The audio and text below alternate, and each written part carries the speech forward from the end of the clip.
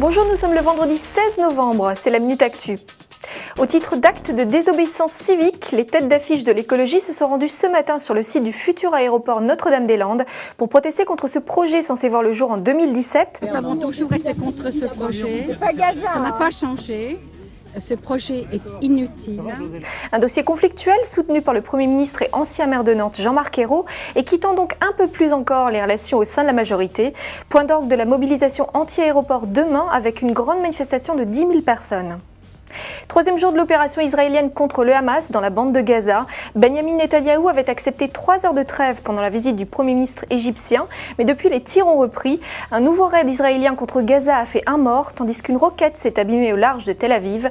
La branche armée du Hamas vient par ailleurs de revendiquer un tir sur Jérusalem. Retrouvée vivante dans le coffre d'une voiture en Allemagne, Chloé Rodriguez, l'adolescente française disparue il y a une semaine près de Nîmes, est en bonne santé. Le chauffeur de la voiture a été interpellé, il a déjà été condamné en France pour agression sexuelle. Au Vendée Globe, un nouvel abandon, celui de la Britannique Samantha Davis, dont le voilier a dématé hier soir. Moins d'une semaine après leur départ des Sables d'Olonne, 4 des 20 concurrents de cette course autour du monde en solitaire et sans escale ont abandonné. Enfin, des images vertigineuses, Google est parvenu à cartographier 100 000 étoiles parmi les centaines de milliards que compte la Voie lactée. Une représentation 3D interactive accessible via le navigateur Chrome. Bon week-end et rendez-vous lundi, même heure, pour une nouvelle Minute Actu.